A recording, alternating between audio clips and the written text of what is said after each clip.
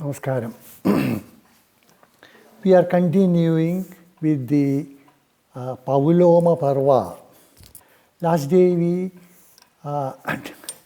went through the story of the curse on Agni because Agni told the truth when asked about Pauloma, and he was cursed by Bhrigu for telling the truth. And we completed that story. And we are continuing with the story of Pramadwara, a beautiful lady, and Ruru, her husband. In the incident before that, Bhrigu is known to be a very important character in our epics. Parashurama was born in that family. Parashurama's father Jamadagni. This Shunaka, whom we mentioned last day, was also a great sage. His grandson Shaunaka appears in Mahabharata and Mahabhagavata prominently. There are so many eminent sages in that family. Bhrigu was the one who cursed Vishnu for not receiving him when Bhrigu visited Vishnu. And he hit Vishnu with his foot. And instead of getting angry, Vishnu apologized to Bhrigu and wanted that to remain as a mark on his chest, just to remind him that he should get up when eminent persons come. That was Bhrigu. So many stories about Bhrigu. Bhrigu Tirtham is a famous pilgrimage center. Bhrigu Kachapam is a pilgrimage center in Gujarat on the seashore, which is later known as Baroch. Even now there is a place in Gujarat called Baroch. Then Bhrigu is known to have written an important work called Bhrigu Samhita, which is supposed to contain all the possible horoscopes of all people who were born and who would take birth. Nobody has seen that Bhrigu Samhita completely, but many astrologers claim to have part of it. Even now, there are astrologers who claim, and if you go for your horoscope to be made, they would go inside, refer to the part of Bhrigu Samhita with them, and come out and straight give you the horoscope without doing any calculation. There are so many similar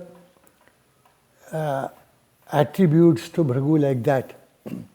So it was the Bhrigu's family we are talking and we are continuing with today. Incidentally, many of the important sages have their own their own family lineage and their disciples and their lineage, which is known by the group as a Gotra. And Bhrigu's Gotra is known as Bhargava Gotra. And my family belongs to Bhargava Gotra. There are many in Kerala, Bhargava Gotra. We pronounce our Gotra on important ritual, at the time of important rituals. Bhargava Gotre, Subramanya Sharma, Eratta, Udakam, like that, when we offer water and food, rice to the ancestors. So that is about Bhrigu.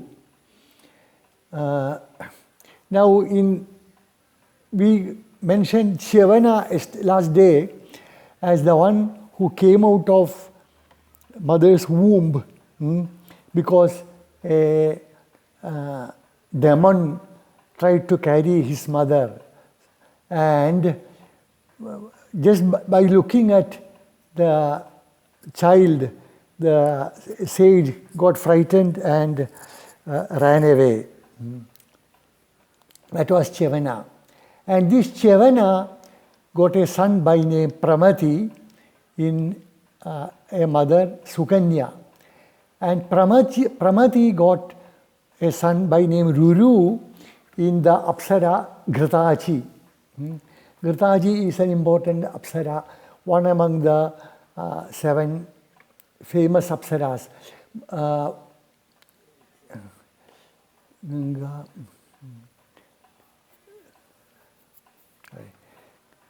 Ghritachi Chatushulotama Sukeshi Manjughosha.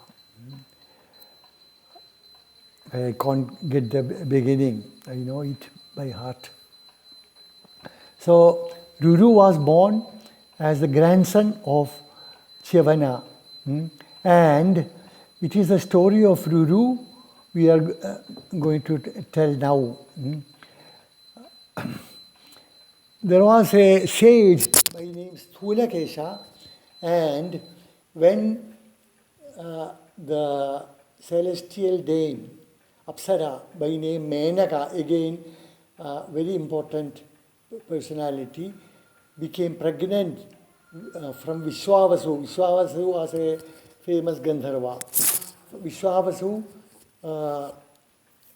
made Menaka pregnant, and she delivered a baby girl, and Menaka abandoned the girl on the river bank near this Sthulakesha's hermitage. There are many stories in the Puranas where Apsaras, they become pregnant and they abandon the child and go back to heaven. And Sthulakesha,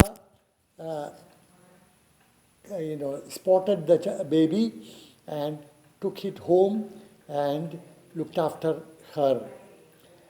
The baby grew very beautiful, and because of that, Sthulakesha named her Pramadwara.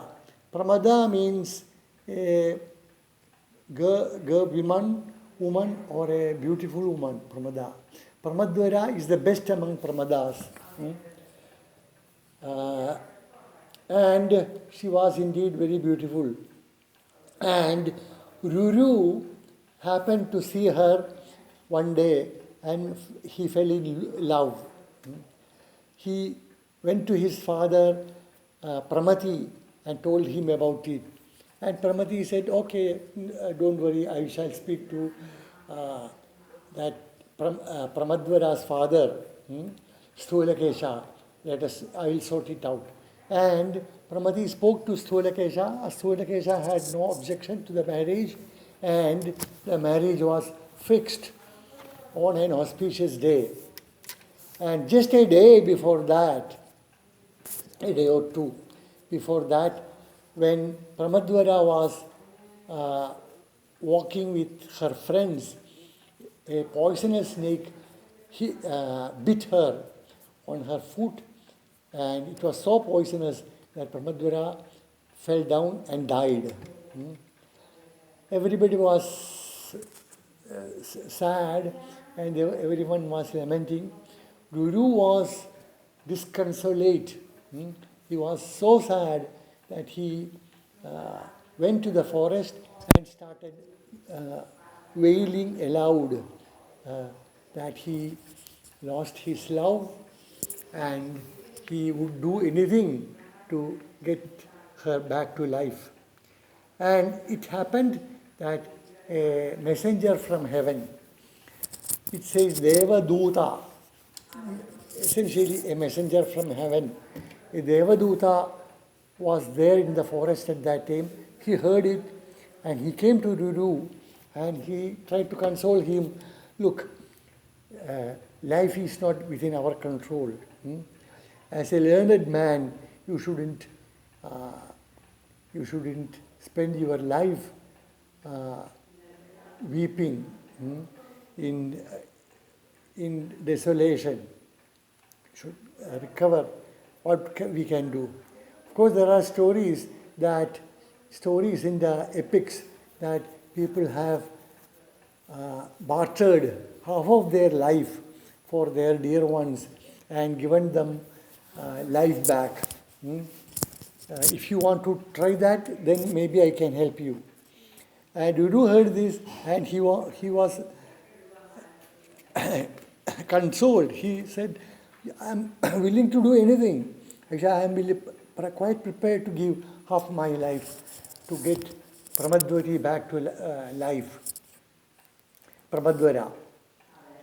So the Devaduta, the messenger, went back to heaven, went to Dharmaraja, Yama Dharmaraja, who is the man in charge of life and death. Death mainly, and the punishment for each of the deceased people. And told him, look, there is this sage, Ruru, and he was to marry a girl by name Pramadwara. She was bitten by snake and died. Now he is wailing, he is willing to spare half his life